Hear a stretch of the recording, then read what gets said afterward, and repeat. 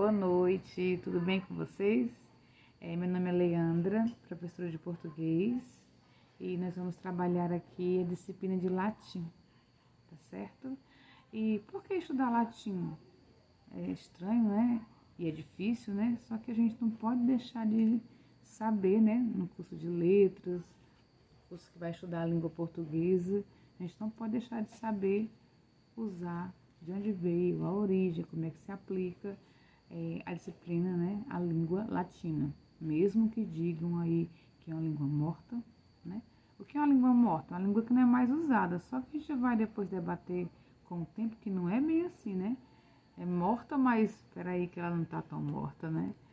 E, enfim, a língua latina é difícil? Não, não é difícil, mas a gente tem que se apegar a algumas regrinhas, né? Nós temos que estudar casos, declinações, temos mesmo que ver como é que são algumas terminações.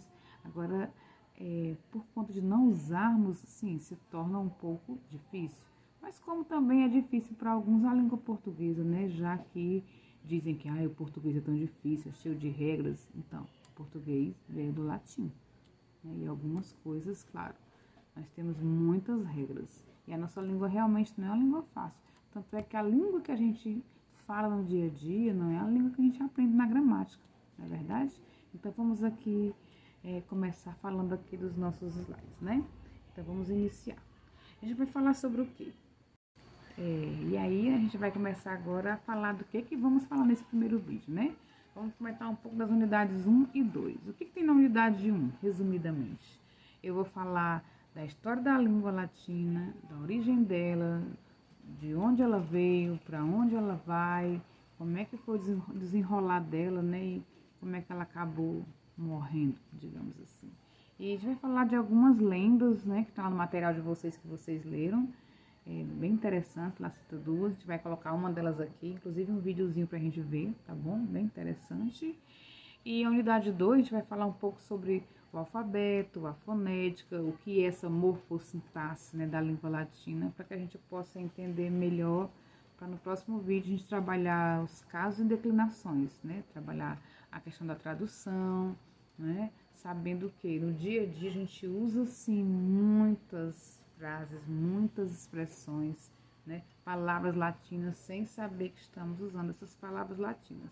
Mas a gente tem que estar atento também que, mesmo sem saber, nós usamos não só palavras latinas, mas palavras de outras raízes de língua indígena, de línguas não só indo-europeias, né? Então é porque a nossa língua é uma mistura de muitas línguas, mas claro que a nossa língua portuguesa veio do latim, que é o nosso objeto de estudo aqui, né? E vamos lá. Começando a falar do latim, né? Ele deriva de quê? Ele deriva de línguas arcaicas, que são faladas na região do Lácio, tá certo? Essa região, né, da Itália, onde se tem aí o berço do latim, e daí se desenrolou, se desenvolveu e abrangeu todo um continente, ou partindo para outros continentes, que como a gente sabe, o latim foi colocado, imposto, né?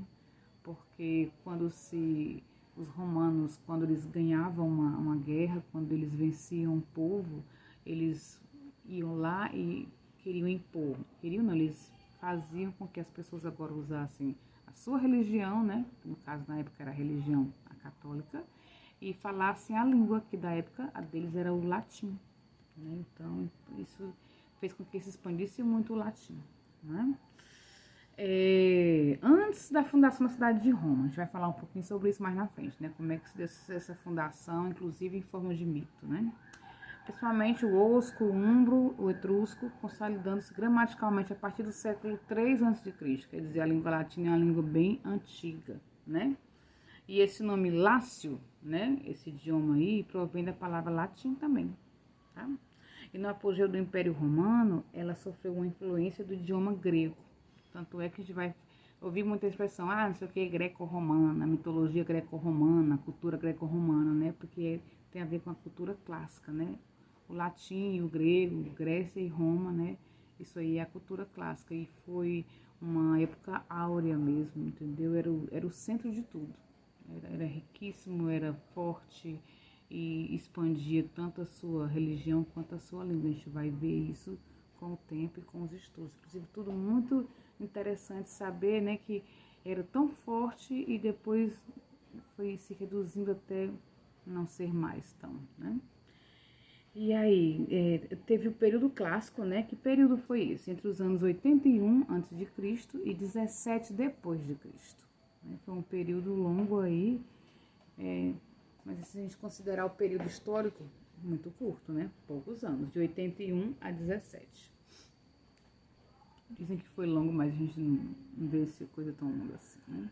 Essa época aí teve grandes escritores, né, que usavam a língua latina, mas usavam nessa época aí, claro, para escrever o latim clássico, o latim das regras, o latim dos intelectuais, que não é o que a gente vai depois perceber que é o que nós herdamos aqui, né?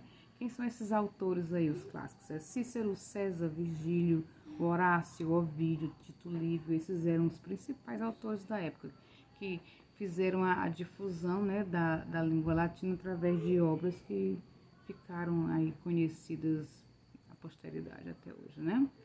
E a nossa língua, não foi só ela que veio do latim, claro que nós sabemos disso, né? E como é que foi isso? Como é que foi esse domínio, né? As guerras de conquistas do exército romano levaram o latim popular falado pelos soldados para outras regiões da Europa, onde interagiam-se com idiomas locais de origem às línguas neolatinas, né? Esse prefixo neo quer dizer novo, então são novas latinas, novas línguas latinas.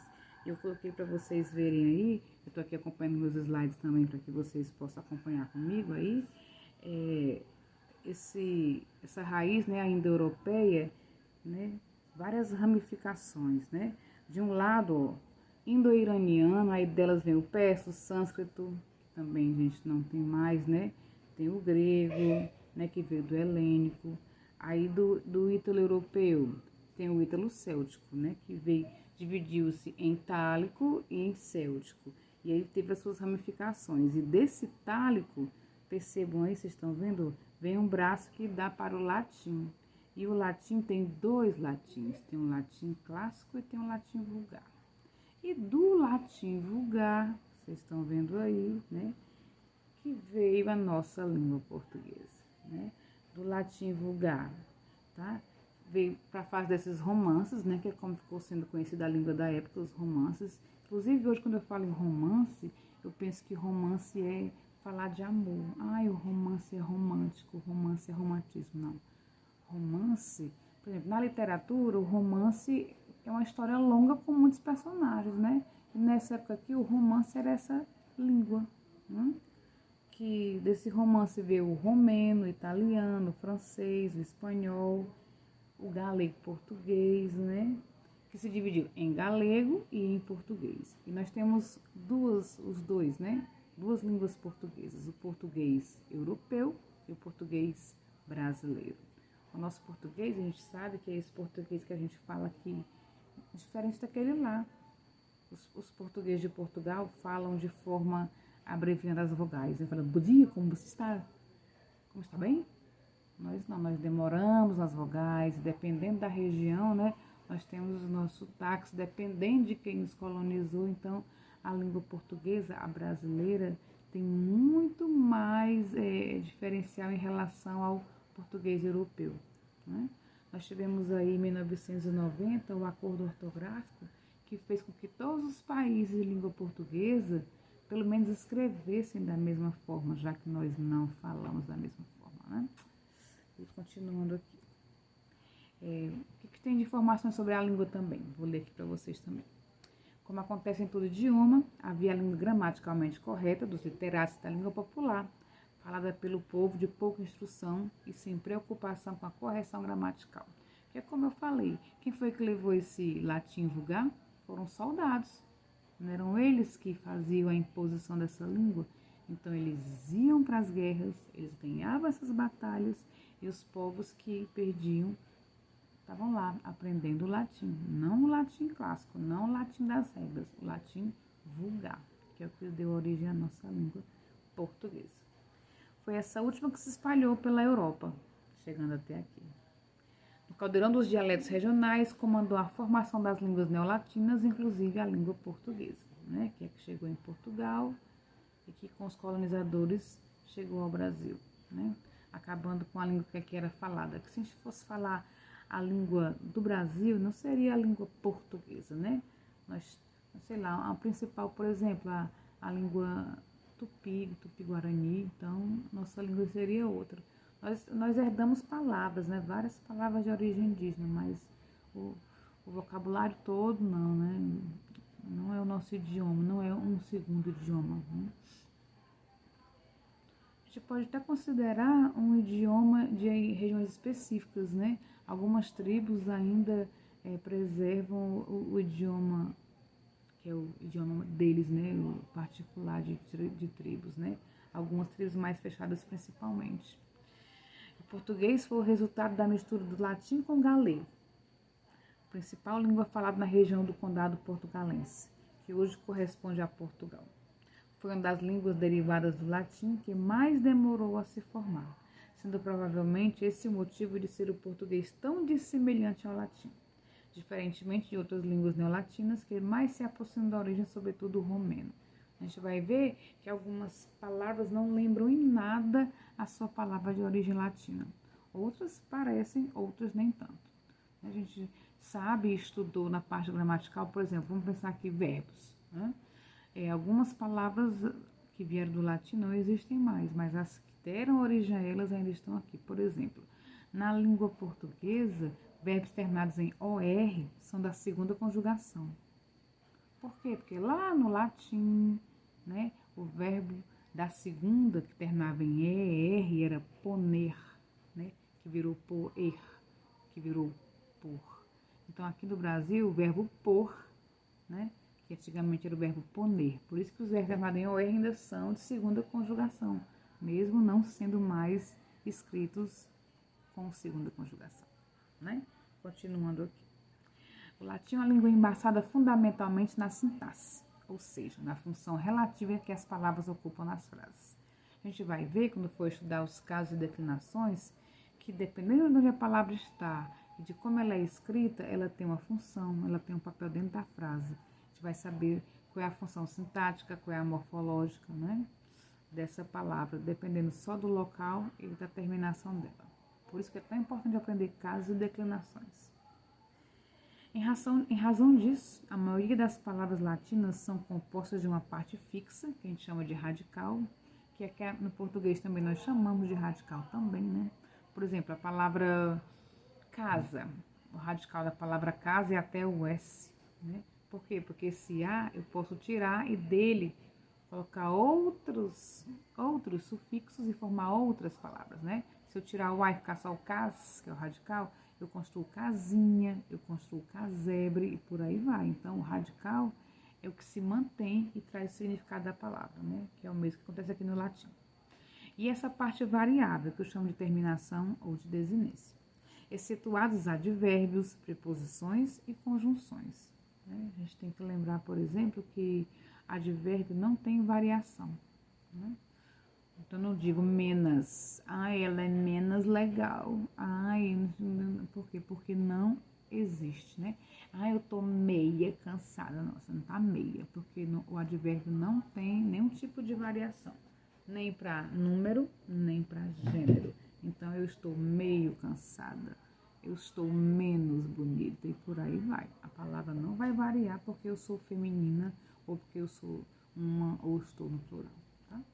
A terminação ou desinência varia de acordo com a função sintática da palavra, por isso diz que o latim é declinável. O declinável tem a ver com uma declinação, certo? Então, a declinação tem a ver com as terminações. Então, a gente vai ver que nós vamos ter singular e plural para as palavras, mas sempre levando em conta a declinação e cada caso que essa palavra vai pertencer dentro da frase, certo? Então, são duas coisas que eu tenho que ter em mente. Eu tenho que saber até onde vai o radical, como é a terminação, saber ali lembrar que caso é aquele, que declinação é aquela. Todas as palavras variáveis, né, tirando os verbos, que a gente vai ver depois também sobre isso, são classificadas em 5 declinações, cada uma com 6 casos. Os verbos classificam-se em 4 conjugações, que a gente vai ver tudo no próximo vídeo. Os casos indicam a função sintática e a declinação é agrupamento de palavras. Sabe? Como é que eu vou saber agrupar essa palavra em relação à morfologia?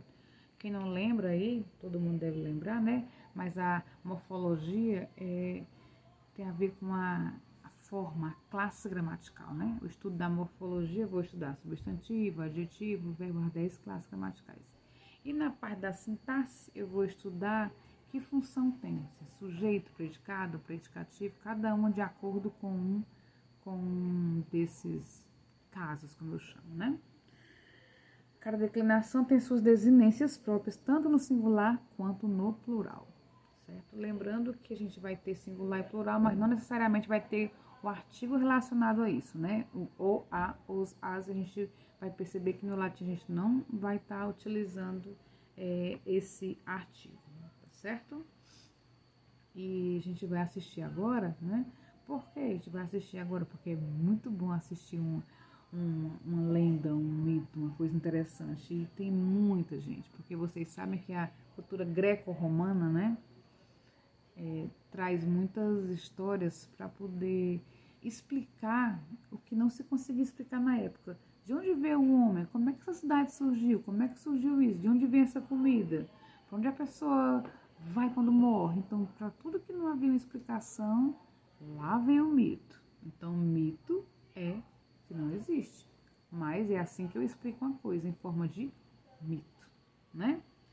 Então, eu falei aqui que os mitos eram formas maravilhosas e fantásticas de explicar o surgimento de algo sem uma clara manifestação científica disso, né? No nosso material lá, que foi muito bem elaborado, tem 2 mitos. Tem o mito da criação de Roma e tem o mito da primeira mulher. Eu vou dar uma pausa aqui na minha fala e vou colocar para vocês aqui um vídeo bem curtinho, de 3 minutinhos só, né? Que eu achei aqui, para que a gente possa ver como é que foi a criação dessa primeira mulher, tá? O mito que eu escolhi lá do nosso livro, que eu consegui mais curtinho aqui, chama-se A Caixa de Pandora. Vamos assistir?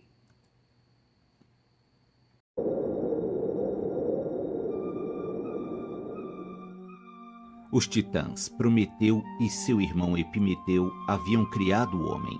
Porém, Prometeu queria que sua criatura se sobressaísse entre todos os animais. Para isso, ele concede ao homem o domínio do fogo. Devido a uma tramóia do titã, Zeus decide retirar o fogo dos homens, o que fez com que Prometeu voltasse ao Olimpo e roubasse a chama divina. E assim, ele devolveu o fogo à humanidade. Prometeu sabia que não escaparia impune, pois possuía o poder de ver o futuro. O seu destino era sofrer um castigo terrível. Mas antes de ter que pagar sua pena, ele aconselhou seu irmão. Ele disse a Epimeteu que sua desgraça não seria o suficiente para aplacar a fúria de Zeus, e por isso ele deveria se precaver e jamais aceitar nenhum presente advindo dos deuses, e desta forma sua criação estaria a salvo. Epimeteu aceitou o conselho de seu irmão e lhe garantiu que não aceitaria nenhum presente dos deuses. E assim como Prometeu previu, Zeus tramava contra Epimeteu e a humanidade. O Deus Supremo ordena que Hefesto crie a primeira mulher. Após moldar aquela graciosa criatura, ele a apresenta aos deuses, que ficam encantados e concedem a ela diferentes presentes. Afrodite lhe deu a beleza, Hermes lhe concedeu o poder da palavra. As graças a enfeitaram com roupas e joias. Pandora era realmente uma criatura magnífica. Zeus ordena que Hermes entregue Pandora como presente a Epimeteu. Mas antes, ele entrega a ela uma belíssima caixa e lhe diz: leve consigo um presente meu para os homens. Contudo, não a abra em hipótese alguma. E assim, Pandora foi presenteada a Epimeteu, que ficou tão encantado com a beleza estonteante da jovem que acabou esquecendo do conselho de seu irmão, de jamais aceitar nenhum presente dos deuses. Pandora não deixava de imaginar que tipo de presente poderia haver dentro daquela caixa, tendo em vista que o recipiente em si já era tão deslumbrante. Ela não consegue resistir à curiosidade e decide espiar o que havia dentro da caixa. Pandora abre a caixa cuidadosamente, mas de repente uma grande pressão a empurra para longe, e da caixa começa a sair uma névoa negra. Nesta névoa continham todas as maldades que Prometeu não entregou ao homem. A humanidade era pura e vivia uma era dourada. Não existiam necessidades e nem conflitos.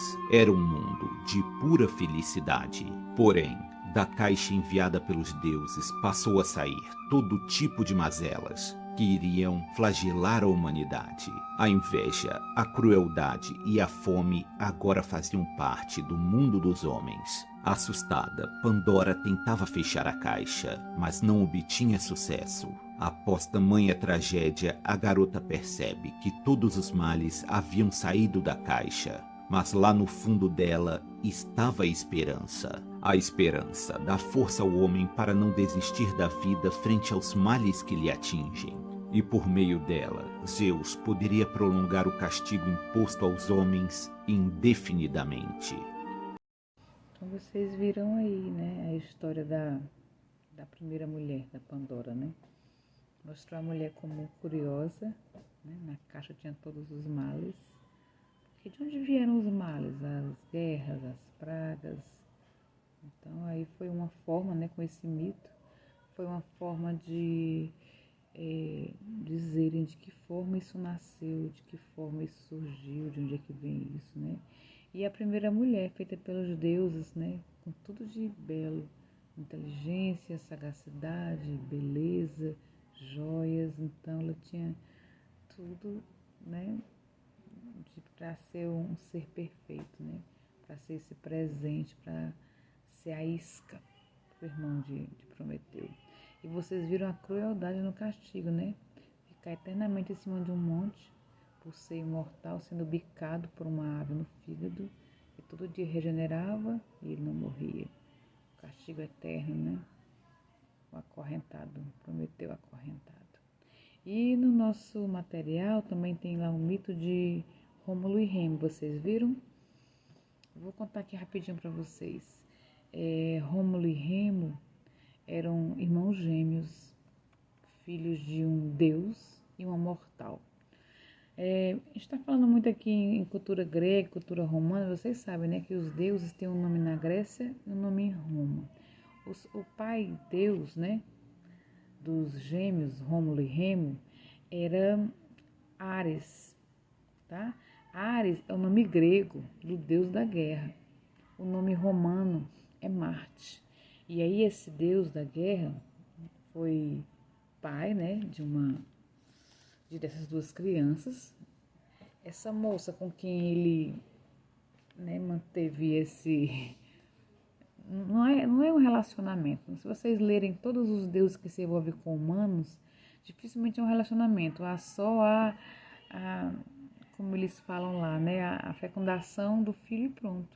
A gente já ouve várias histórias. Se transforma em chuva de ouro, passa por baixo de uma porta, vira uma nuvem, se transforma em vento, vira um pássaro que vem na janela para conquistar as mulheres. Então é sempre assim. E essa moça com quem ele teve os filhos, né, o Ares, ela estava presa e ele gostou dela e foi lá. Mas ela estava presa por um motivo, para que não tivesse filhos, porque o trono, né, da família dela tinha sido tomado. E ao ficar grávida e ao ter os filhos são jogados para morrerem afogados. Mas as crianças escapam e uma loba salva as crianças, né? Inclusive é uma estátua muito famosa, né, de duas crianças mamando uma loba, Rômulo e Remo, que ficam grandes, né, inteligentes, ficam grandes graças à loba, né, mas ainda criancinhas, eles são salvos por sempre aparece um caçador, um pescador, um lenhador, né, e salva os meninos que estavam na floresta até então. Eles ficam grandes, vão fundar uma cidade. Fundam, na verdade, duas cidades. Cada um vai fundar uma cidade, por isso que eles brigam. E Rômulo acaba matando Remo. E aí Rômulo, então, fica lá com uma cidade, né? Que vai chamar de Roma. E nessa cidade vai todo mundo. Ouviu falar dessa cidade, vai para lá. Mas muita gente também envolvida com coisa ruim. Criminosos, malfeitores, fugitivos. Então, para que essa lenda? Para dizer como é que foi criada essa grandiosidade que foi a cidade de Roma. Agora a gente tem que falar um pouquinho aqui também sobre a questão do alfabeto e da pronúncia, né, do alfabeto latino. Parece muito com o nosso, inclusive, né? O alfabeto latino não tinha algumas letras, como por exemplo J, o V, o Y e o W. Eram letras que pertenciam a outros alfabetos, que não faziam parte desse. Mas, Leandro, como é que tinha a palavra, sei lá, vitória, alguma coisa com V? A letra U tinha tanto o som de U como o som de V, mas a letra V mesmo não tinha. Como a letra J também, né? Não tinha a letra J, mas a letra I servia tanto para I quanto para J. E fico pensando, e a pronúncia? Porque, na verdade, nós não ouvimos ninguém falando latim mesmo, latim propriamente dito. Nós ouvimos pessoas que leem latim e por ouvirem, né, dizer como é que se falava, como é que se pronunciava, como é que eram as palavras, nós pronunciamos aqui. Mas a pronúncia mesmo 100% verdadeira nós não temos certeza, né? Inclusive nós temos versões que são recriadas, versões tradicionais, né? Versões eclesiásticas, são versões desse latim. E lembrando que cada povo, ao falar latim, leva consigo o seu, digo assim, sotaque, não digo nem sotaque, mas a forma carregada de colocar na sua língua dentro da língua latina, né? Se o inglês for falar latim, vai ser outra pronúncia. Se o italiano for falar latim, outra pronúncia. Se um brasileiro falar latim, uma outra pronúncia, não é? Nós falamos muitas palavras em latim, usamos muito em trabalhos, em artigos, né? A gente usa em referências bibliográficas, estamos sempre usando, mas sempre sabendo o quê? Que eu sei escrever, mas como é que eu pronuncio essa palavra? Então a gente tem que ficar atento ao que eu coloquei aqui para vocês, né? As palavras são geralmente paroxítonas. Tem uma expressão latina que eu gosto muito, que é carpe diem, né? Carpe diem. Ao pé da letra é aproveite o dia. Quando vocês estudarem literatura, vocês lembram muito bem que na literatura tem uma escola chamada arcadismo. E no arcadismo eles usavam temas latinos, porque o ideal do arcadismo, né, da época da literatura, era copiar os clássicos. E como eu falei, o que eram clássicos? Os gregos e os romanos. Então os autores mudavam seus nomes para nomes de pastores gregos.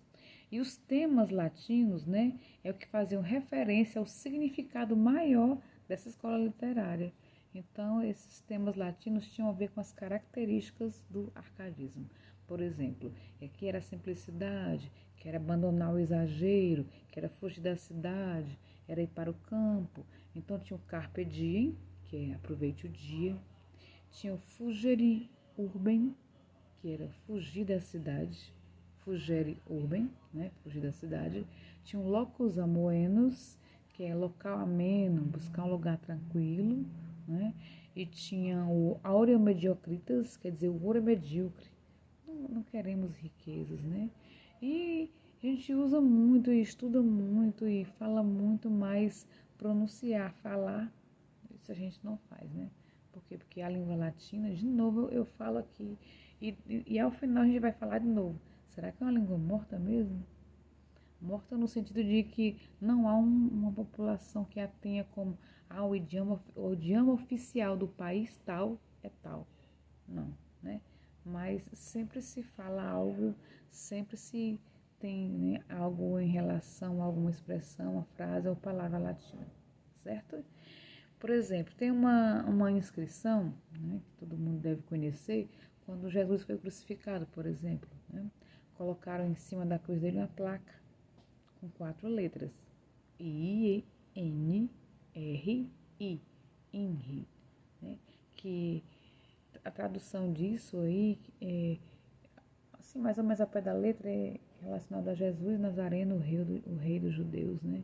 Que em latim, a gente sabe que esse I é de Jesus, né? Que é Jesus, ou Jesus, né? Nazareno, rei dos judeus. É Jesus Nazarenus Rex Iudeorum. Olha que coisa linda, né? Mas a gente não fala, mas de onde veio? Porque a gente fica pensando, e Jesus é com I? Só que lembra, né? A gente falou que não tinha o J. Então, no lugar do J, eu usei a letra I. Então, a gente tem que sempre atentar para isso, né? Para o som, paroxítonos, para as letras que não fazem parte mais, ou não faziam parte até então, né? Algumas foram colocadas depois no nosso alfabeto mesmo, né? Teve, não teve, depois teve de novo as letras, né? K, o Y e o W. Por quê? Porque nós usamos muito em nomes de pessoas, nós usamos em algumas palavras específicas. No nosso dicionário, nós temos lá verbetes vários, né? Com a letra K, Y e W. Não só começando, mas também no meio e no fim de palavras, né? Não só as ligadas ao estrangeirismo. Um outro assunto que nós temos aqui no nosso material é em relação a já começar a falar de casos, né? Porque no próximo vídeo nós vamos falar especificamente dos casos e declinações e trabalhar um pouquinho a parte de como é que eu vou fazer a tradução de pequenas frases, como é que eu vou conseguir compreender frases latinas, já que pelo que a gente percebeu, nem sempre as palavras se escrevem do mesmo jeito, né? De novo, lembrando, dependendo do caso, dependendo da declinação, a palavra eu vou escrever diferente. Não sei se vocês já conseguiram ler o material desse nosso encontro aqui, que eu não chamo de aula, né? Eu chamo de um encontro para a gente falar sobre o que nós temos estudado, né, nesse período. E eu coloquei, vocês estão vendo aí, eu coloquei uma frase em português e escrevi de duas formas diferentes para vocês verem como é a escrita da palavra dependendo de onde ela está, certo? Então, botei, o latim é uma língua de casos. Casos? Como assim? Aí eu coloquei esses casos entre aspas. Casos porque são os casos que a gente vai aprender mais na frente. Nominativo, genitivo. Espera só um pouquinho no nosso próximo vídeo, tá? Mas eu coloquei aí uma frase bem curtinha. Eu botei Pedro ama Maria, em português, tá? Na frase em que Pedro é o sujeito e que ama Maria, que é o objeto direto, né? Olha como é que fica a frase aí, ó. Petrus amat Mariam. O sujeito aí de Petrus termina com o S. E a Maria, que é o objeto, termina com M. Se eu mudei a frase agora, eu botei a Maria ama Pedro. Olha como é agora que vai ficar escrito Maria e como é que vai ficar escrito aí Pedro. Maria, não tem mais o M, perceberam? Amat Petrum.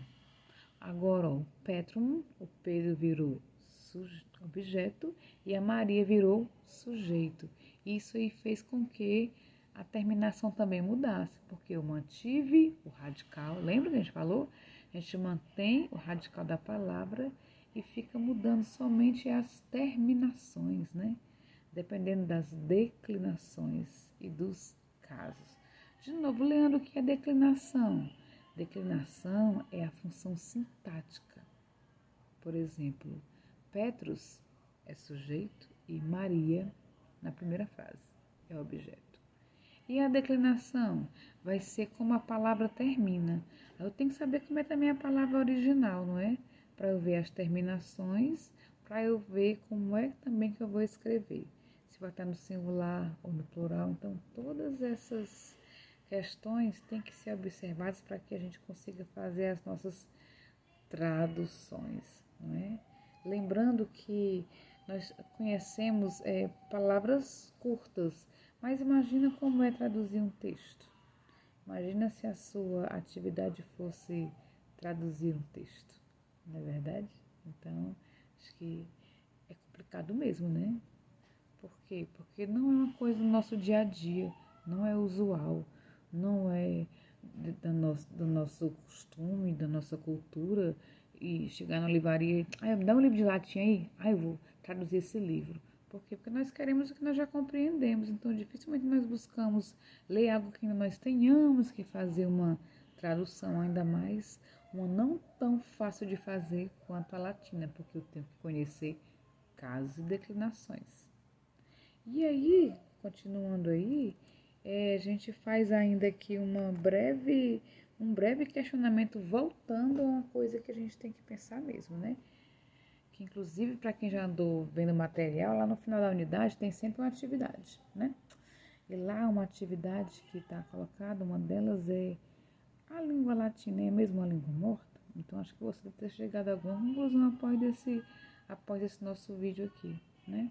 Ela é morta, mas não totalmente abandonada, né? É uma língua morta, mas não totalmente em desuso, porque ela é usada para trabalhos, né? Ela é usada em expressões no dia a dia, né? Às vezes a gente está vendo um programa policial, aí um policial quer falar bonito, então, o modus operandi, né? Ou então na faculdade tem o campus e o campi. O campus é no singular, a gente vai ver, isso é interessante, campus. O campus do PC, o campus da Uniateneu, o campus no singular. Quando eu falo de vários campos, o plural é campi, né?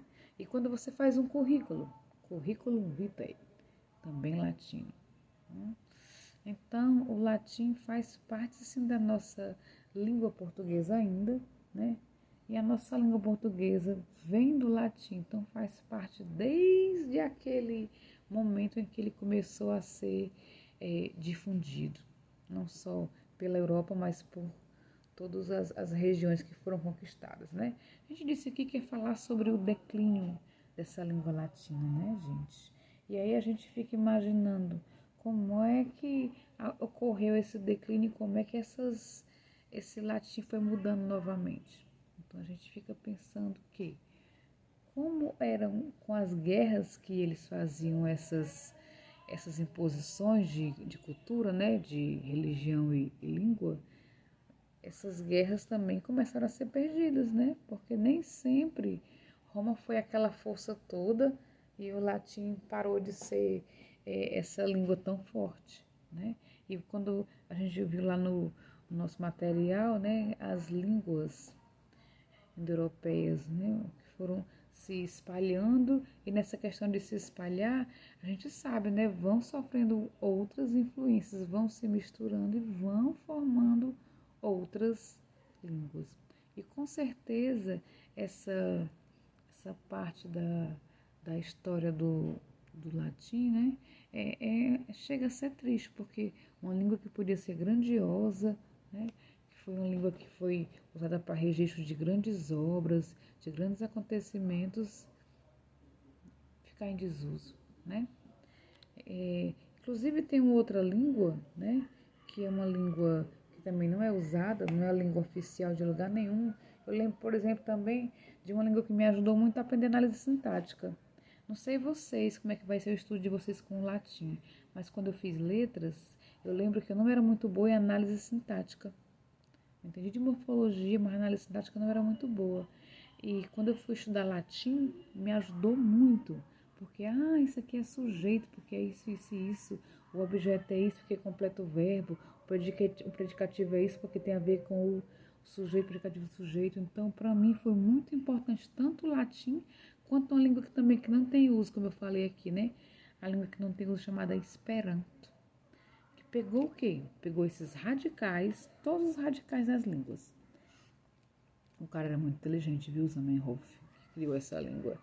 Estudou todas as línguas, viu que radicais mais se repetiam e desses radicais ele criou uma língua com o objetivo de que todas as pessoas, né, de línguas diferentes pudessem ter uma língua para a comunicação, né, que é chamada de a língua universal.